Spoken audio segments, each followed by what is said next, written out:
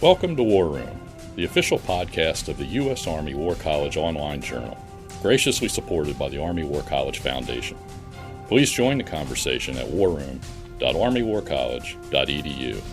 We hope you enjoy the program.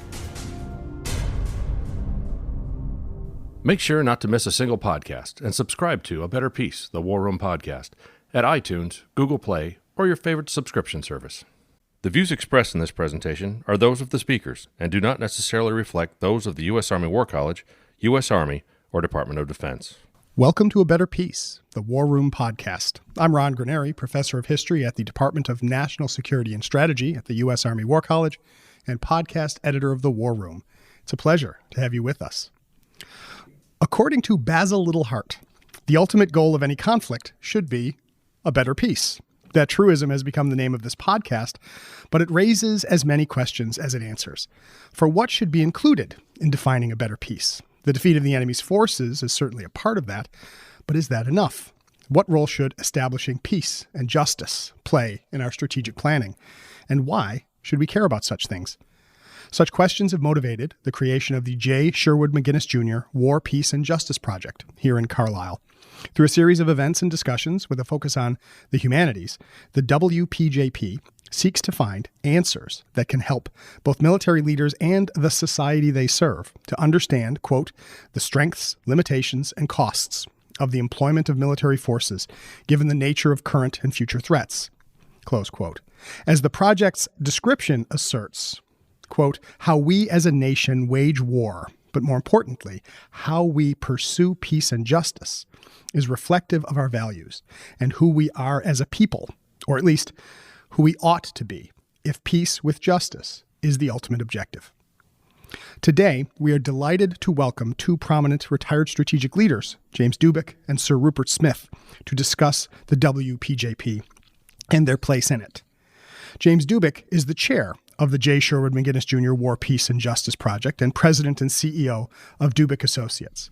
A retired lieutenant general in the Army, he is a former commanding general, 25th Infantry Division, and former commanding general, 1st U.S. Corps.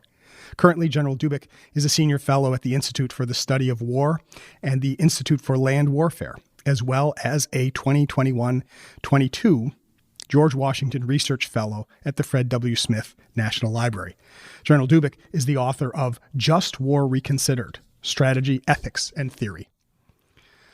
General Sir Rupert Smith is a senior international authority on defense, security, strategy, and geopolitics. General Smith retired from the British Army on 20 January 2002. His last appointment was NATO Deputy Supreme Commander, Allied Powers Europe. He is the author of The Utility of Force: The Art of War in the Modern World. We're delighted to have both of them with us here today. Welcome to A Better Peace, gentlemen. Thank you. Thank you. So both of you are here in Carlisle for these events related to the WPJP. I want to start by asking how you became connected to this organization. I'm going to start with you, General Dubik. Well, thanks, Ron. I think my affiliation starts several years ago when I gave a presentation here at Carlisle and at the War College with Ambassador Jim Jeffrey when my book was published. And at that time, Sherwood was present. And so when he and Scott and others had the idea of the symposium, they invited me to participate, which I agreed to. And now, especially in Sherwood's honor, very, very happy to be part of the not the symposium itself, but also the whole process, the year-long process. Of course, you know, we were supposed to do this 2 years ago, but Indeed. COVID intervened. It was supposed to be tightly bound into about 4 or 6 weeks, but we spread it out. And I think ended up with a better product, and I think one that Sherwood would be proud of. And for our audience, General Dubik, who was Sherwood McGinnis? Well, I mean, if you're in Carlisle, I don't need to tell you who he was involved in everything. Former diplomat, friend to so many, sponsor of many civics projects, charitable guy, gracious guy, thoughtful guy, and one you wanted to be around because he always elevated the discussion. And so it's in his memory that I think all of us are participating. Wonderful. General Smith, what brought you here to Carlisle for this? Well, I was invited, and I became involved not long after COVID started, and we were all locked down. And I got an email asking me if I would enter a conversation about my book, and the contents of my book were fitted well alongside that of General Dubik's, and then the conversation developed. Right. And then over COVID, there were fairly frequent Zoom conversations and so forth. And now I'm here. Here. So both of you, of course, have, both as practitioners and as authors and scholars, right? You have wrestled with these questions of how we wage war, what waging war means. The United States of America and our British allies in particular, right? We've been waging war almost nonstop for the last 2 decades. What have we learned from waging those wars?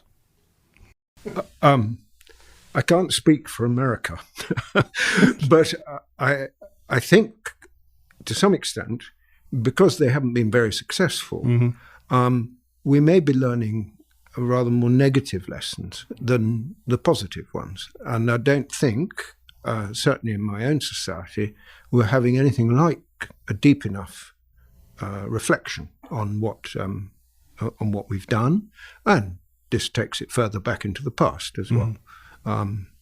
That's I would like to see a much deeper conversation. Is it harder to get people to think about the lessons of something that goes badly? Because I think that when something goes well, people will simply assume that they just did everything right, and they won't bother to think about the lessons then either. I think people don't think about it if they don't feel personally responsible. And one of the consequences, I'm now making nations like people, is that we conduct our modern wars in multinational groupings or in non-state groupings, if you're ETA or ISIS or whatever. And of course, we join these as nations, and in doing it, we share the risk and we share the responsibility, which is fine when everything's going well. As soon as it isn't going well, people, it wasn't us, we didn't do that, or whatever. And so we don't go and look deep enough as to the real lessons. Fair enough. General Dubik. Yeah, I think the last really good national conversation we had about war and its implications and how to fight and wage it was post-World War II, where the professional military education system emerged, much like we have now, where the National Defense University that mixes civil and military conversations emerged. But since then, whether we did well or poorly, it's not. If we did poorly, Vietnam, let's forget it. We're never going to do that again. Same thing in Iraq and Afghanistan.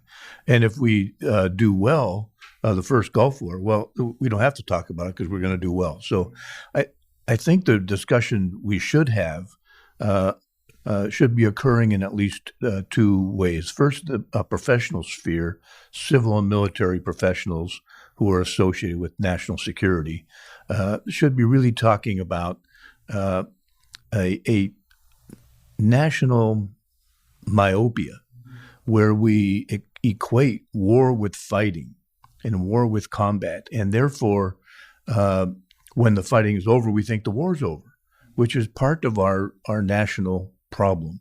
Waging war is separate, related to, of course, but separate from fighting.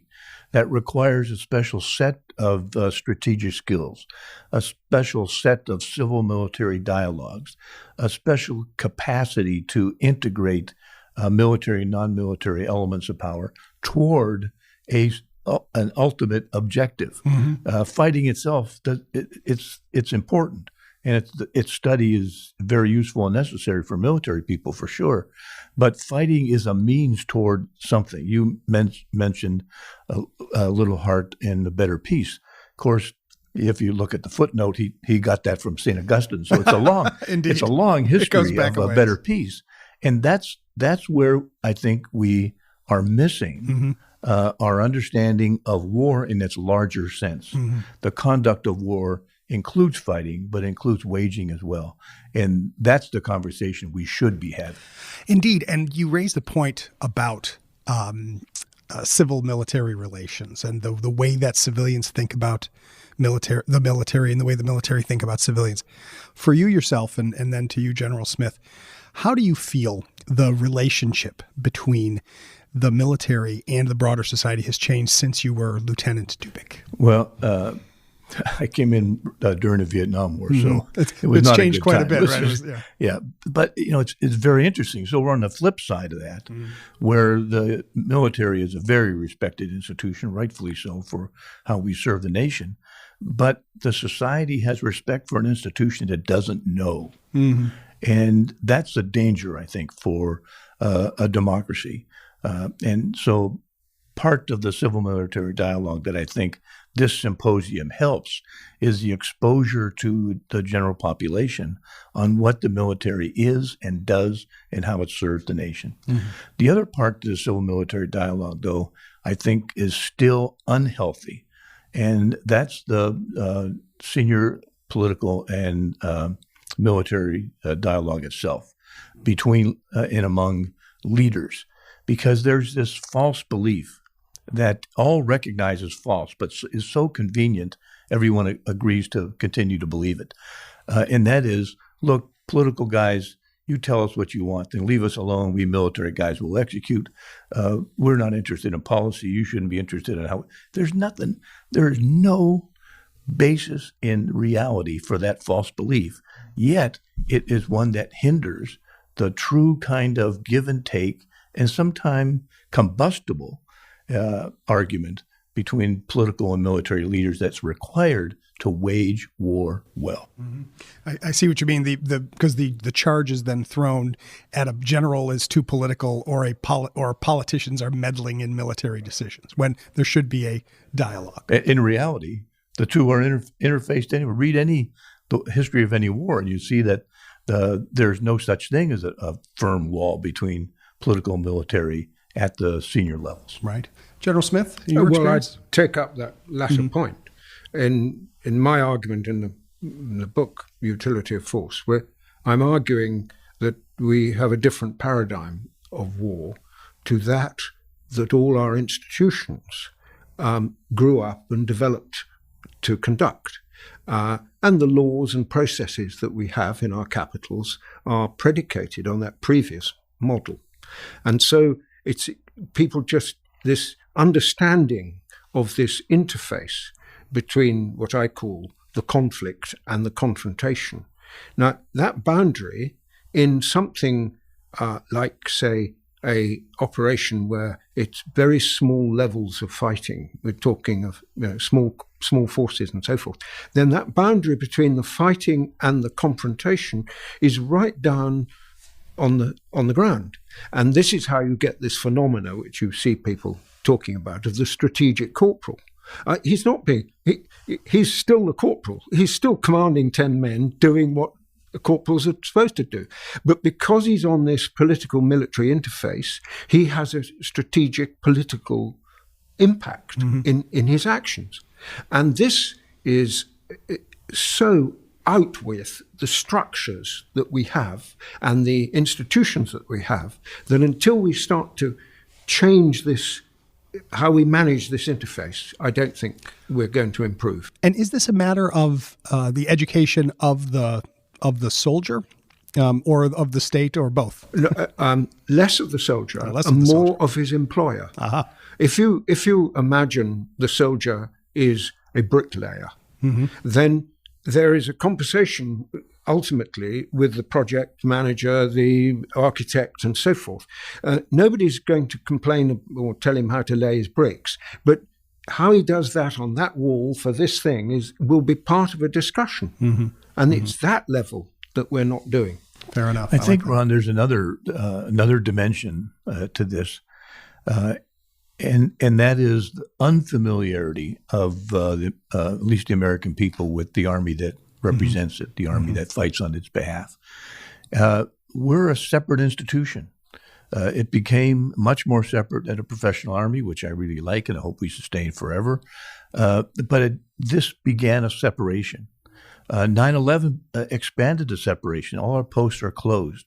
And it's difficult to get on post. And as civilians drive by, they wonder what's going on there. So I think this puts a rock in the rucksack of senior leaders. Whether you're commanding units or you're commanding posts or you're commanding schools as part of the professional military education, it is part of our duty. And I include myself as a retired general. It is part of our duty as senior military leaders to open our doors, to make ourselves transparent, to invite in sets of civil leaders at every possible opportunity and encourage our subordinates to do the same and to operate within that intent. Because familiarity with the military will not happen without explicit direct action of the senior leaders of the military. Did you find it especially difficult when you were commanding the 25th Infantry? No, I didn't. I had really good examples when I was a brigade commander in 10th Mountain Division, Tom Burnett, and I had a great example in Corps commander in Tom Hill, who, again, explicitly directed and charged their subordinates, me, to join Kiwanis Club, to join Rotary clubs, to meet the mayors, to meet principals, to meet chiefs of police, to invite them to unit parties, to participate in community affairs. And so I emulated their programs as a division and Corps commander and established a very extensive civil military relationship around the post that I command. I see some of that going on as I travel around the Army or talk to senior leaders, but I see much less than is necessary. Sure. General Smith, in your experience, especially when you were at SHAPE, what was it like dealing with the multinational as well as dealing with the local community? How did that work? It makes for great complexity. And the danger is that you nationalize an issue, and then you can turn to the Americans or the Brits or the Canadians, and they go and solve it. That's not multinationality, though, and you're putting a lot of burden, risk, and so forth on that commander. You see us do this in operations where we have these national fiefdoms, and it then gets extremely difficult to conduct business in any coherent way. Right. Part of the problem is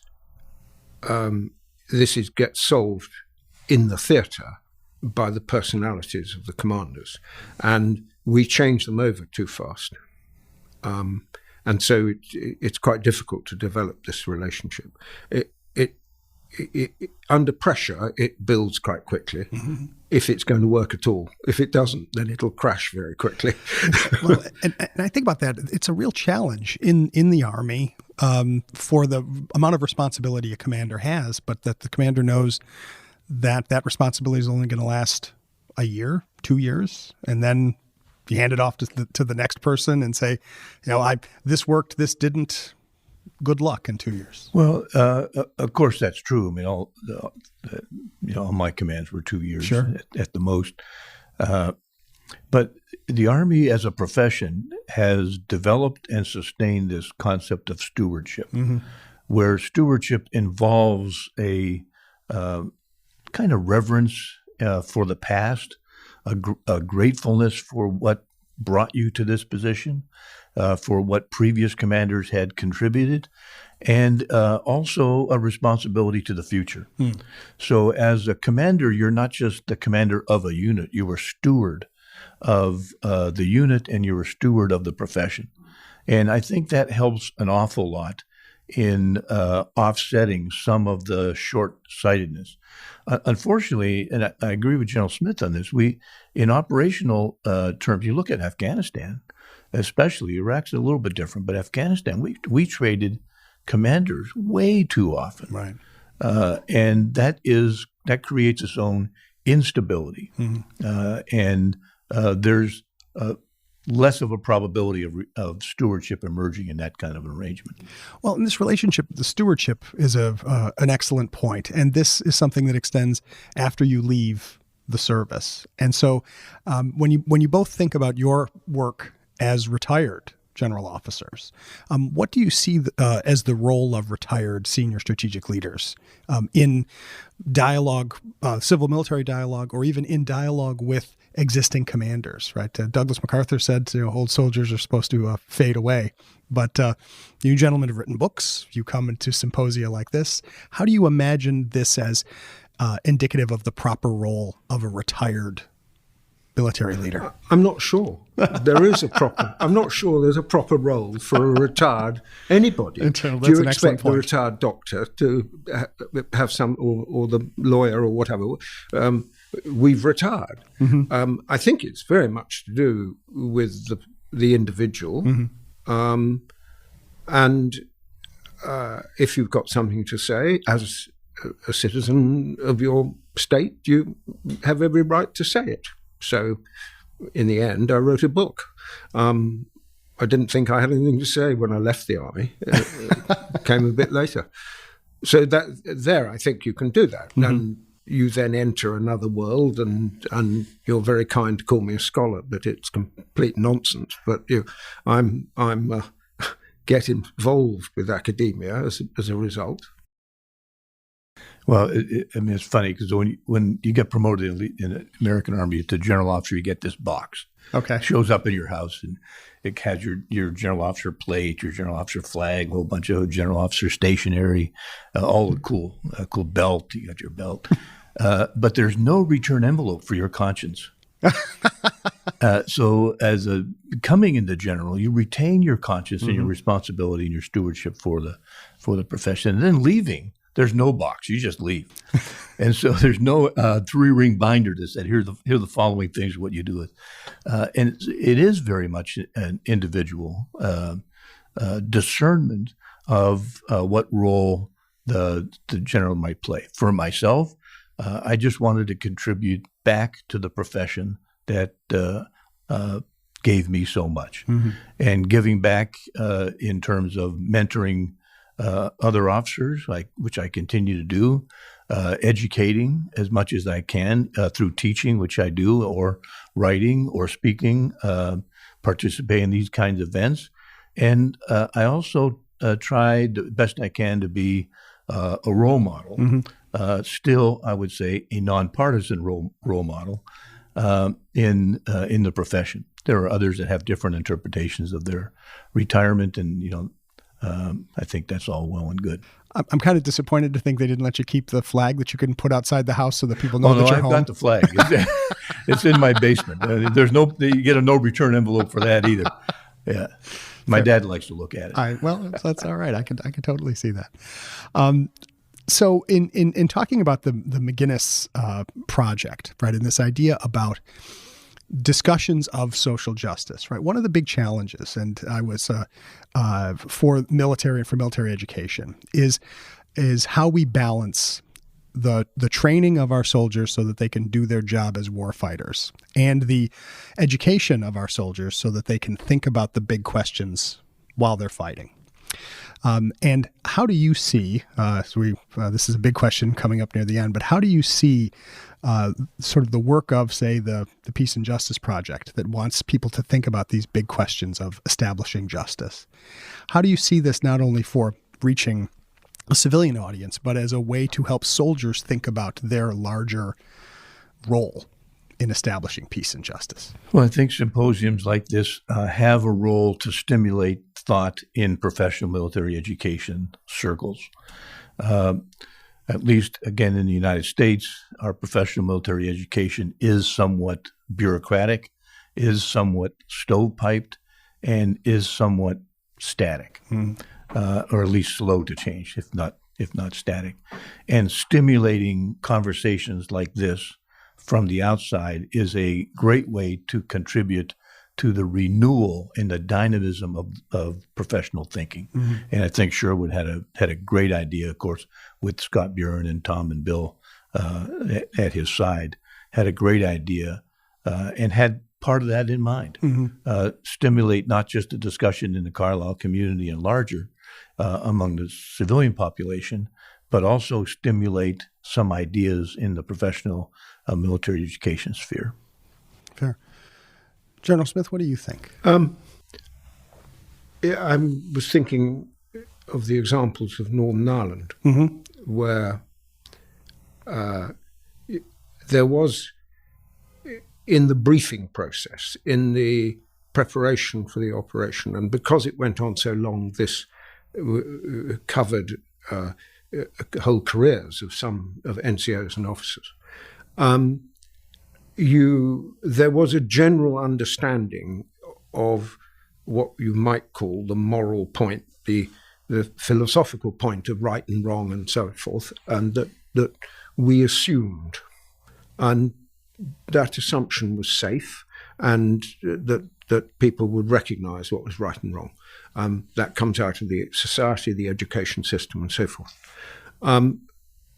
There wasn't much understanding, and this was, I think, a commentary on the country's educational system, of the civic process of how this was managed in its way.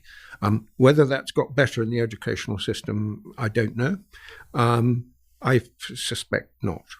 And you would often have to explain, and then you relied on the education of the officers, that they knew it and they could explain that this was so on, as how it should be. The politics of the whole theatre and so forth was briefed all the time, and we wanted everyone to understand, not to take sides, but to understand what the issues were.